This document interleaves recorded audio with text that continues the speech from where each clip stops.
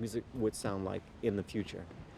So that song was Man from Tomorrow was made back in 1990, maybe 1994, 1995, and it was at the time when basically the countdown had started towards the year 2000, and of course you have all these predictions about what the new world will be like, and Y2K and everything, and I just thought, well, what will electronic music sound like? And eventually I came up with something that had very little percussion, something that uh, kind of went back to classical music, where it relied on string arrangements and brass. Um, and yeah, it's very, very, very, very interesting track, and also very, very revealing, I think, as well. The march is probably something of interest for, I would think, most people. I think it deals with the subject of injustice, and it comes from the situation where one part of society dictates and prohibits and shapes the lives of another part of society, and that when that happens, uh, that people generally bond together, and they try to make their separate voices as one, and they take to the streets to protest and to make their voices heard, and march. Marching, protesting is one way of being heard. And in the 60s in America, I was only like 4 years old, but I still remember all the chaos of that era, the civil rights movement. And for Black Americans, it was really the turning point. It was the time when they had really become recognized as citizens of the country. They were, uh, after all that time, allowed to vote, without being ridiculed and chased down and hunted and killed. It was really a turning point. So I thought that it's really an important point that I should kind of stress in a track. So I made this track called The March. Well, what I tried to do, I tried to use the voices in the composition to represent the the the, the two different parts of society. So the higher pitched voice, or certain sounds within the music represent the people, and certain sounds in the music, a more bolder, more stronger sound represents the oppressor, and um, using a foundation that's even lower, which is actually the law. And throughout the song, there's like a certain type of interaction between the two characters, and then there's a break that happens, which means that there was some conversation between those two parts of society. It did not work, and each party goes back and they regroup, and then the conversation starts again. It becomes a little bit more stronger. That doesn't work. The song breaks down again, and as the song progresses, the conversations become more stronger till it reaches a point where there is a breaking point, and that's generally, I think, the way marches and protests happen. The people take to the street. Generally, behind the scenes, there are people that are discussing to try to change the situation. There's negotiation. So it's a very conceptual track, and down to the point of the sounds and the sequences and representation, and that's yeah, that's the march. Time Machine, right? That is another track that comes from my uh, uh, affection for science, for science fiction. It comes from the story of H.G. Wells' Time Machine. And what I did, I focused on um, the last journey, um, where he travels so far into the future that there's no return back. And I focus on the point where uh, he arrives at his destination, he passes out, and he wakes up, and just as he's about to open the door into his new world, there is where the whole concept, and I made a whole album about just those few seconds, and I somehow kind of related that to where we are kind of heading as like a it's like a human race, we find ourselves moving in a direction where we know less and less about where we're headed, and but yet we're at that point where we're constantly open this door into a new world, and whether we like it or not, it's there. So that's where the subject time machine comes from. Eclipse, right? That was made. It was during the actual eclipse. I think maybe it was back in 1997, 1998, and it was an eclipse, one planet, and I thought maybe I should try to. I wondered if I could kind of recapture that mood, the anticipation of the eclipse, and then capture the actual eclipse itself, and then just after the relief after that, the world didn't come to the end, and the oceans didn't rise and things like that, and I thought that maybe I would try to capture the feeling of that whole experience in sound and in rhythm. So the track is called Eclipse.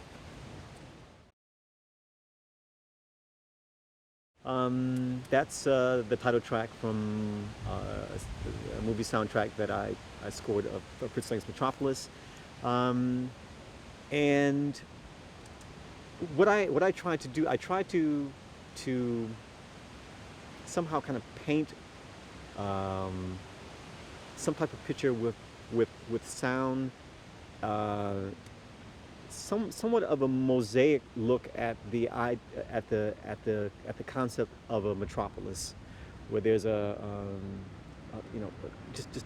endless cluster of steel and cement and buildings and windows and things like that. I thought that it would be a great way to start the soundtrack to kind of romanticize the idea of of the of the of the landscape of like a metropolis, before diving into the darker part of the album.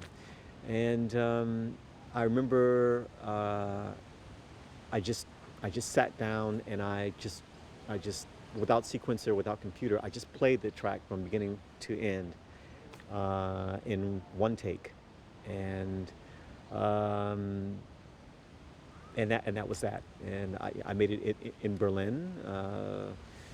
Um, in a matter of minutes, like 3 minutes, and that was that. And I was kind of surprised myself that it turned out, so well, because I'm not musically trained, but I just played what I felt, tried to imagine, what it might have felt like to kind of at the time when they made Metropolis, what Fritz Lang was thinking about, to try to imagine what these large cities would come to be in the year 2000, and in trying to play and choose the right keys and try to extract the feeling.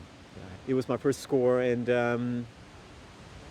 I really, I mean, because it was the first, I really had no idea, or really the proper way of making music for film. So I I began to compose the music in many different ways, by just sitting down, creating transitional pieces, by just playing, or just kind of improvising on the keyboard, using sequencers, using more standard types of setups, and then once I had like just a pool of ideas, I began to combine those things to the film, and then try to find out the relationship between it, and then that's how I chose the soundtrack. Keaton's theme. Well, I needed for that same album, I needed to compose something that kind of reminded the viewer of Keaton's character, and also his personality, and what he stood for, not just in Three Ages, but just in other movies as well. So I wanted to make something that was kind of playful, kind of silly, um, but at a certain point, uh, certain chord structure that gave you the sense of caution, um, and then following that, something reassuring the fact that you'll always be okay. So it's kind of I don't quite know how to explain how certain chords, certain notes can represent a certain type of feeling, but that was the idea. I thought it was very important to actually have that type of track in that soundtrack. Daylight. That was a track that I composed for the Three Ages, Buster Keaton's Three Ages, and I needed um, to compose something that was the very first track of the film, and I had noticed that from the credits part, which was actually in front of the film, back then I suppose the way that the story began, it wasn't like a flash and then the frame appears. It was a very slow type of from your transition from darkness to the setting of prehistoric age, and that just stuck in my memory. And I thought that it kind of reminded me of the idea of, say, the sun rising, and bringing daylight. That, but that day is in the Stone Age. So I named it. I composed something very very simple that kind of gave that feeling of like the morning type of, and called it Daylight. The bells. Um, well, it's kind of a funny story. How the track came about. I just moved to Chicago from New York, and my studio was not. I just had a few pieces of equipment that was basically strewn on the floor but connected, which is sometimes how I record. And I remember thinking, okay, now that I'm here in Chicago, I need to build a better and bigger studio. But before I go out and buy equipment, I need to use these things first before I put them away. So I thought that maybe I should try to make some things that I could use as a DJ, just things that I could use. So I made this track called using a certain type of bell, and I just made one record for me to be able to play, and I played that record for about 2 years without ever letting anyone have it, and I just played it at parties and in raves. And though I could see that the people were attracted to the track, I was still never convinced that the track was really good enough to press up. And then about 3 4 years later, I had started a new label called Purpose Maker, and I thought that maybe this might be the type of label where the people might like it. So I eventually pressed it up and made it an official release. But for many years, I wasn't convinced that it was actually good enough. Probably because of its simplicity, and I think it's one of those tracks where it's very easy to remember because it's so simple. Um, and thinking about it now, I mean, the whole idea of using bells is something that it's a century-old sound that means, well, basically to move, get out of the way, to come, to go. It is a sound of instruction, and I think that's generally why. And it works. It works. Every time, I don't think I've ever played it and it did not work. And I've been playing it for, I don't know, 15 years now, and played it thousands of times. And every time I play it, it works. Yeah. Gamma Player. Probably one of my favorite tracks, I think. Um, Gamma Player means someone who takes risk, um, in hopes of making a better situation, or making a better day, and that can be applied to just about anything. I mean, uh, someone like me, deciding to become an electronic music musician as a profession, as a career, and being successful enough to take care of my family and things like that. It's a risk, and or someone, in any profession, going to college and learning, law degree, and uh, you know, the risk of being hired by someone and then being successful enough to kind of carry on with your life, and it just emphasizes, the risky part of being a human. So that that's what, gamma meaning all that is around you, and player meaning that one person. Four Art was made, I think, back in 1995, and it was made when I decided that I need to start focusing more on, well, I need to begin to compose music more in the direction of an art form. I think it was to that point where I had decided that I've done probably enough in terms of dance music, and I probably reached a point where I can now expand and move in another direction. And actually, the appropriate title for that is Music for Art, but I just narrowed it down to for art. Medium C, actually, there is a medium A, B, C, and D. It's from an album that I composed a few years ago. And medium meaning all that falls in between 2 points. Um, Meaning, well, life and death, and how all of us, we fall into the category of medium. We are in transition.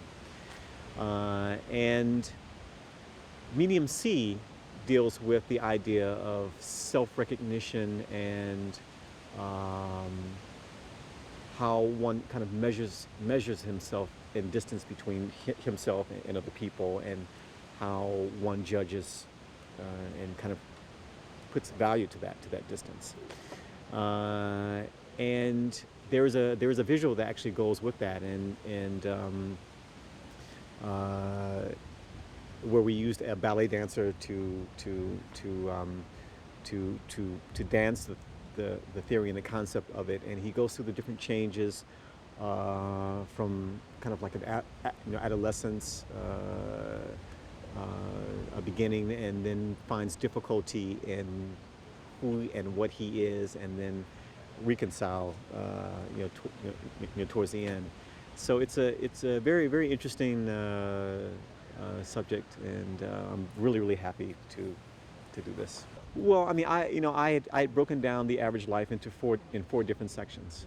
So you are uh, born, and you learn most of what you know and become most of what you are between the ages of 1 and 3, and then you spend uh, up until the age of maybe 18, I suppose, learning a particular thing. And then from 18 until maybe like 30, you generally learn about life and learn more about yourself. And then in your 30s to like 45 or 50, you begin to apply those things to what you've learned in your 20s. And then from 50 on, you actually then benefit from the things that you work so hard and learn from and then work from. And that's how the release is designed. So there's four different parts signifying each stage of life. Amazon.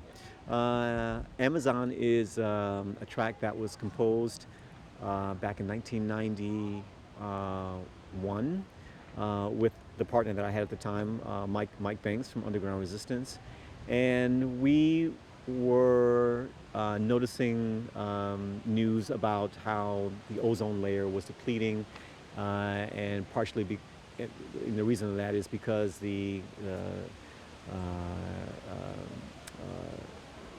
large sections of the Amazon were becoming um, extinct, and that affected the tribes, all the tribal people that lived in the jungles, and they would move from one area to the next. So we thought that we should try to point our music in the direction of something that needed attention, and so we made this track Amazon, and it's just become somewhat of an anthem over the years. So I'm very happy to do that track. That was made on an album called At First Sight. That was the same album as Imagine, and it was kind of a somewhat of like a reminder to other electronic music musicians that it's not that it's kind of reminded that it's not always necessary to, well, it's not always uh,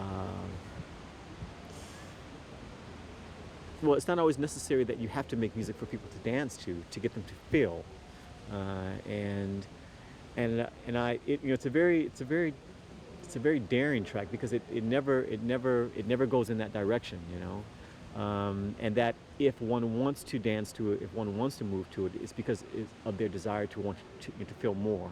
So I emphasized on more string arrangements than I did, the low end and the bottom end, the percussion, and every time that I play it, it works, and I'm hoping that other DJs around me are actually witnessing this and see it. So it's just a like Sonic Destroyer. It's just some reminder that we all have a tremendous amount of freedom, and that we should try to use it as much as we possibly can. Sonic Destroyer. That was the weapon we used to introduce ourselves into electronic music. My same partner and I, from Underground Resistance.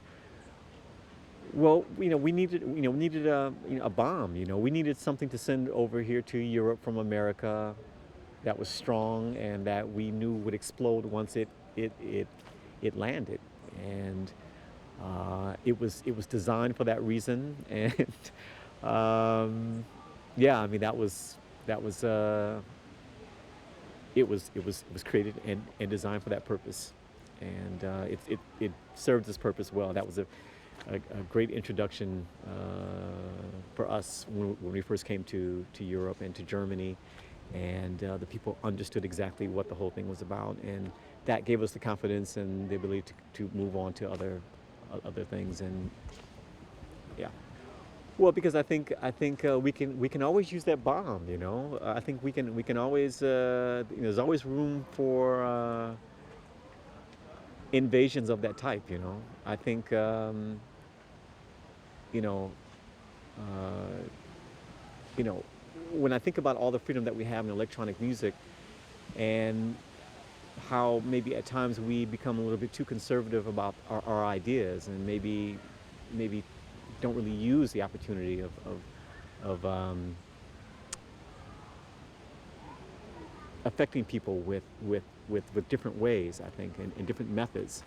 I think we waste opportunities of what we've been given as artists. So I placed it last because somewhat of a reminder, as to the frontier for us in terms of electronic music is still very, very far and very wide, and there's still a tremendous amount of work to do. So this performance, here at Pont de Garde is just a very small indication. It's a very tiny fragment of what of all the possibilities.